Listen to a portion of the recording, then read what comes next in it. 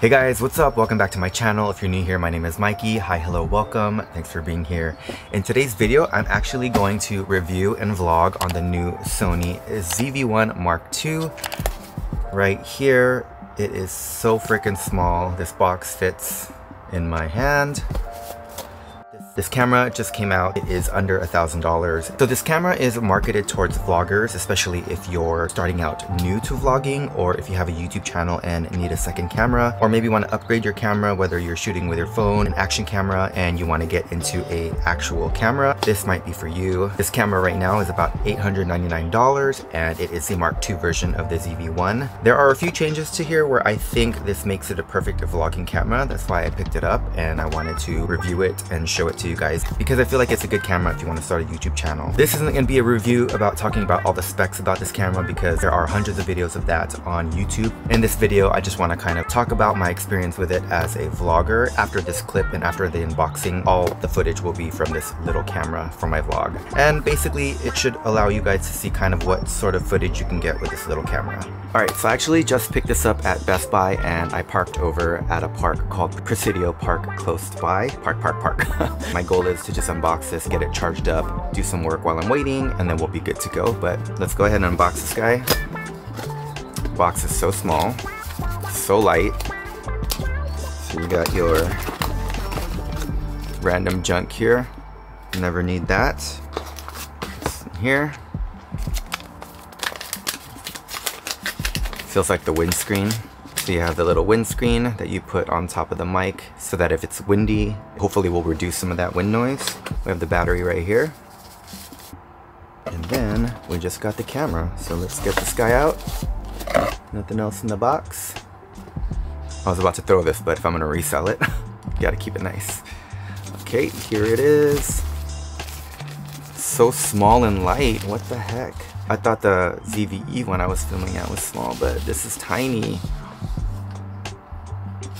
Whoa. I only can fit 3 fingers right here.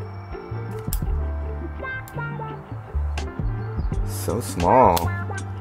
Alright, let me get this on the charger and then I'm gonna talk a little bit about it. Oh my god guys, I am the biggest freaking idiot. I did not bring a USB-C cable, so I cannot charge this guy. Sony, I understand the no power brick, but if you could at least give a cable, because not everyone who is starting out might have a USB-C cable. So I have a ton, but I just didn't bring it. Let me just quickly talk about some of the features on here that I feel like will make it a good vlog camera for those starting out or those looking for a camera to vlog with. Basically, the Mark I version of this camera, the focal length of that is a 24 to 70 millimeters.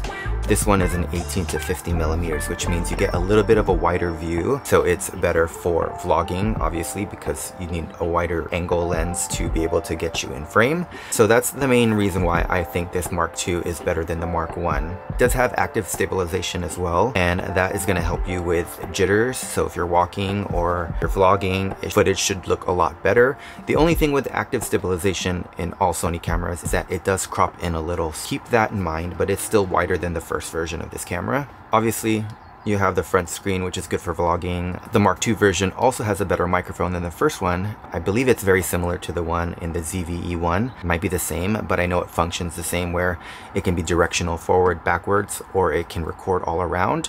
And there's also an auto function where it will, if you're recording this way and it sees you, it will turn the microphone front facing.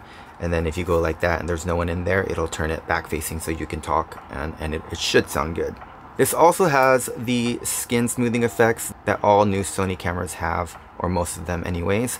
I keep mine on low. I don't know if you can even tell. I just feel like because I record in 4K, don't wear any makeup, I feel like it helps reduce my pores a little bit. So I'm probably going to use this on low as well. It has a product showcase feature, just like the Sony ZV-E1, where if you put something up, it'll go right away.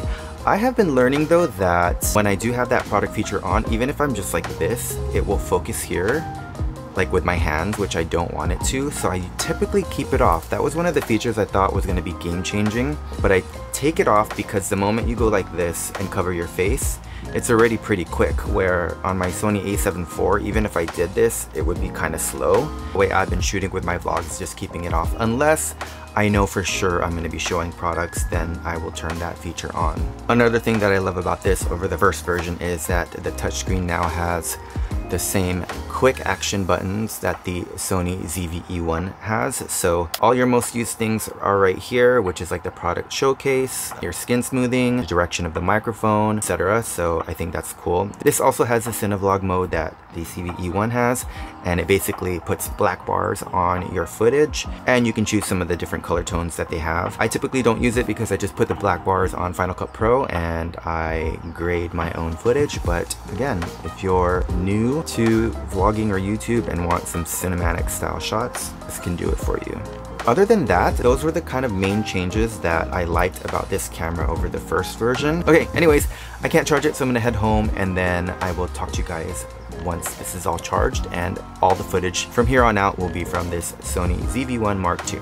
Alright guys, we got a little juice in this camera, so we're just gonna go ahead and start vlogging and see how it all works. Whoa, I don't know if I should. I might turn this skin feature off. The fuck?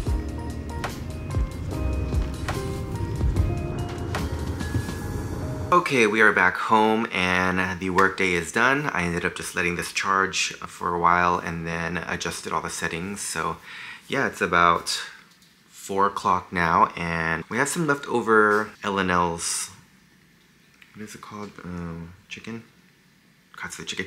We have some leftover L&L's Katsu chicken, and so I'm thinking of making like a curry to go with it, just to make it a little bit more different. So I'm gonna do a quick Japanese curry, and for dinner we're gonna have chicken katsu curry.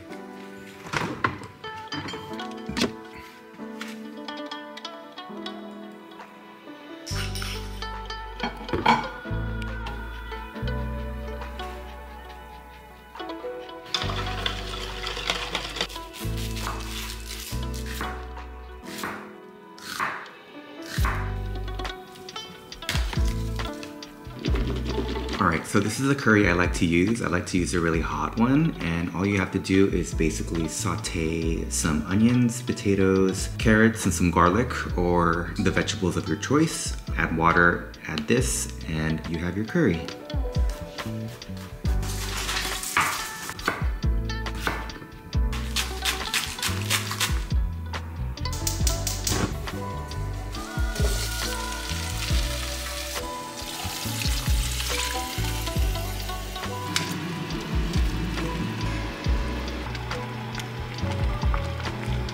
Alright guys, so we have a quick, simple meal using our leftovers from L&L yesterday, or last night.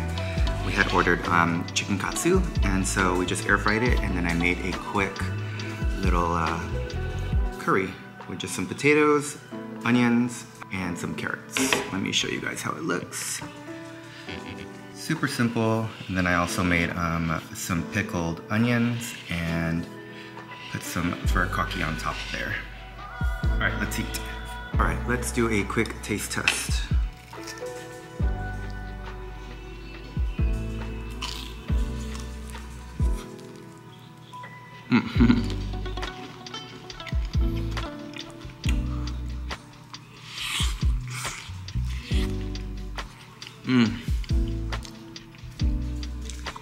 That's good. I usually like to leave my potato skin on. I remember reading that this has all the nutrients. Alright, well, I'm just gonna wrap up eating and I'll probably talk to you guys tomorrow. Ooh.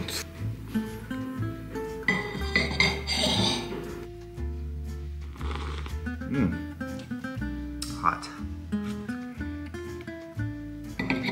Hello, it's been a few days now since we last chatted. Today is Wednesday and I have a lot of work to do today. I didn't want to be stuck in my office today, so I've been working out in my kitchen. Let me show you guys real quick how this looks. So here's how my work setup looks when I'm in my kitchen. I have my stand here, my keyboard. I use this felt pad so that I don't mess up our table because the mouse can sometimes get dirty. My cute little coffee mug, and then I have my phone, a couple journals here, and a pen. So yeah, this is a nice change of space when I feel like I don't want to be in my office or don't want to go to like a coffee shop or anything. And then when I work out here, the girls tend to sunbathe. She loves this spot right here, huh, Hero? Hey, You sunbathing? You're in the shade. Aiko. Aiko. Hi. What's up, girl? My little coworkers today. Okay, so I have a big work day today and I think I'm just gonna power through. Before that, I just wanted to show you a couple journals that I have. Over here, this one. Actually, let me turn on product showcase. All right, so this is product showcase now, so that what if I put something up here, it should focus. Like I don't have to like try and cover my face. Even something as small as a pen should focus right here. Okay, so anyways, the first journal I have is called the Mind Journal. I will link this down below. I really like this journal. They kind of cater it towards men, to be honest, because it's very structured. Let me just see. So basically each week has, or I guess you could do day, but I do usually week, because you have a little check-in and then it says how do you feel, and then the other sections are intentions, things you're grateful for, your happy hour, what's your biggest fear. Each kind of section of these will have a different question on the right side, so the left side remains kind of the same, and then that will be like what's your biggest fear, and then throughout the week you can just continue writing on the other page if you have other thoughts, and then it'll start a new week. And then this other week is a stress bucket. This bucket lists everything that's making you feel stressed. Then where the tap is at the bottom, lists all the things that help you relieve the stress. So it's kind of cool that it gives you these little prompts, because you can put what stresses you out, and then like you think about it, you have a solution of how do you relieve that stress. So I really highly recommend this book, especially for guys. Since I've been vlogging, honestly, I have been neglecting this book, but I should get back into it because it's really been helpful. But then I picked up this book. It is a 5-minute journal. It was on Amazon, and I like this book because it's literally quick. So every day you kind of just put I am grateful for, what would make today great, daily affirmation, highlights of the day, and what did I learn today. So this is kind of like an end of the day sort of journal entry log. I just got this the other day, so I'm gonna leave this by my bedside so that I can kind of just write in it when I feel like it at the end of the day. I don't think I'm gonna write in this every day, just because some days I don't really do anything, so it's like, what did I learn today? Nothing.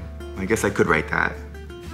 Anyways, these are a couple journals I highly recommend. I will link them both down below.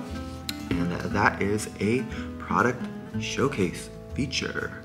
After work, I want to do a quick mod on our van. There's like a wheel well in our back tires, and it's lightly painted, and I'd rather it be black. The front of the two wheels, everything is black, so it looks pretty good.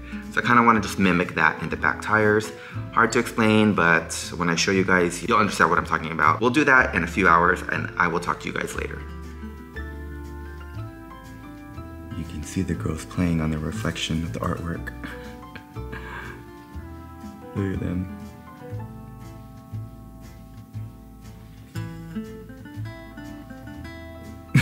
So cute. Alright guys, so let me show you quickly what mod we're doing today. Again, it's a very simple mod, but I think it will make a world of a difference. Alright, so if you guys look at the van, under the wheel is the wheel well, and right now it's like painted the body color of the wheel, but I want to paint that black. So all of that right there, I'm going to paint black. So yeah, if you look at the front tire, all the components under there are already black, so it looks good. So kind of just want to match it.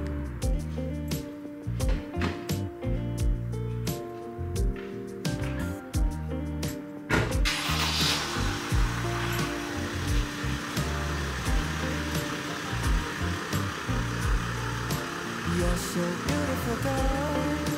이대로 바라볼 때 내가 모르는 걸 이제 믿을 수가 있어야. You're so wonderful, girl. 작은 손짓 하나야. 그대 원하는 걸 모두 주고 싶어. My superwoman, yeah. Girl, I'm under your spell. 너의 마법에 빠져. So tell me, stole from the skies, or did you take a star and place right in your eyes? You're so beautiful, girl. Alright, here's how it looks. I think it looks a lot better with that dark now, so it kind of matches the front. Hi guys, good morning. It's the next day, and before I head out to my run, I kind of wanted to do a quick stabilization test in my backyard. My eyes are still waking up, so they're very sensitive. That's why I have my sunglasses on early this morning. Anyways, as you saw in the previous clip of my van mod, I forgot to turn on the active stabilization, so it should look familiar. There should be some jitters here and there. We're gonna go ahead and just walk my backyard. So as you notice, the field of view right now is 18 millimeters since there is no crop because we're not stabilizing any footage. So this is how it would look without active stabilization on. Now we're gonna go ahead and do the same thing with it on. Okay, now we have active on and the footage should be a lot more stable, but as you'll notice too, it's cropped in a bit to compensate for those jitters. So we're gonna go ahead and do the walk again. So I am using a selfie stick and my arm is extended almost fully. There's a slight bent. So still very much capable of vlogging with active on.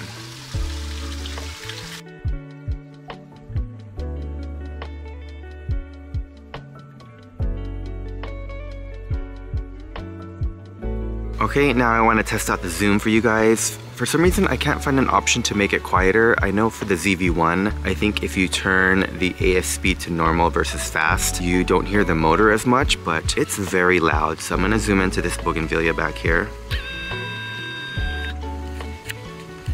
So this goes to 50 right here.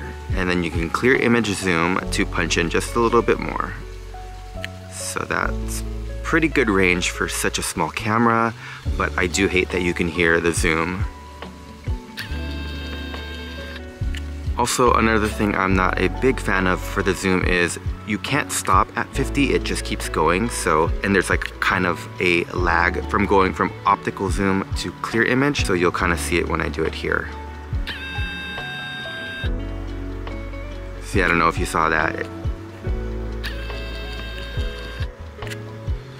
But with that said, again, for such a small compact camera, it has a really good zoom range. It's kind of just unfortunate with that motor sound. And then the last thing I want to quickly test before I head out for my run is the skin softening effect. Right now I have it off. Let's see if I can turn it on while recording. Okay, I can. Now I have it on low. Alright, now I have it on medium. How's it looking? And let's go to the crazy high. And now it's on high. Is she clear? Is she blurry? Is she Gaussian blurred? Alright, so some final thoughts about this camera. I really do like it. It is such a beast in a pocket-sized little camera. With that said, let's just go over some quick pros and cons about it. We'll start with the cons. My biggest issue is probably the battery life, and I know that might be a little bit unfair because I'm comparing it to a couple professional cameras that I have, and their batteries are like way bigger than this small one. It's so easy to carry around multiple batteries for this because they are so small. If I were to keep this camera, I would actually keep 3 spare batteries on hand so I can just pop them out. A good thing about that too is they changed the tripod mount from the center of the camera more to the side so that you have access to change the battery or SD card while it's mounted on a tripod or selfie stick. Another con and issue I have with this camera is the zoom. While the range is good, I don't like that you can hear the motor pretty loudly when you're recording. I didn't see any of the reviews that I watched talk about this, and I didn't see actual footage of recording while zooming. And I think that's because these content creators don't vlog, so they were using the camera the way they would as content creators and not necessarily vloggers. But us vloggers, we like to punch in when we see something cool, and it gives another like viewpoint. So I'm a little baffled that it's that loud with a camera in 2023. Another thing I want to bring up, which is also a con and a pro, is the size. It is so small.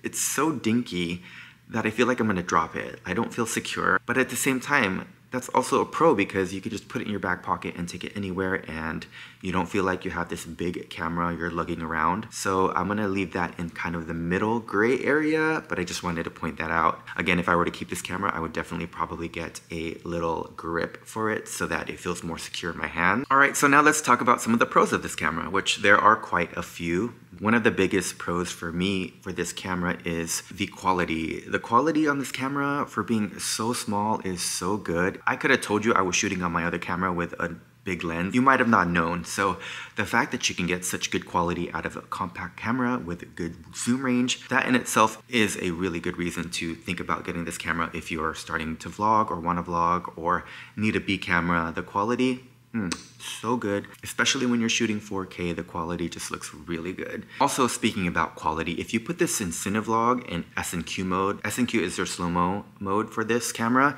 you can get really gimbal-like footage and it'll look cinematic because you could choose some color grading that is built into this camera and then the black bar. So if you're new, this would be a great way to do like a little montage that looks cinematic. Again, for me, I would just do that in post, but the fact you can get that cinematic look out of this little camera is very appealing, I think, to a lot of people. Another thing I like about this camera is the autofocusing system. It's so good. The product showcase, as you saw earlier, works fantastic. The mic system on this is also really good. This whole vlog was shot with the internal mics on this. And then, of course, the last thing I want to talk about is why this differs so much from the version 1, which to me, I think the big difference is the focal range of the cameras. This one is 18 millimeters at the wide end and the other one was 24. 24 is way too tight to be vlogging even with a handheld stick or a selfie stick.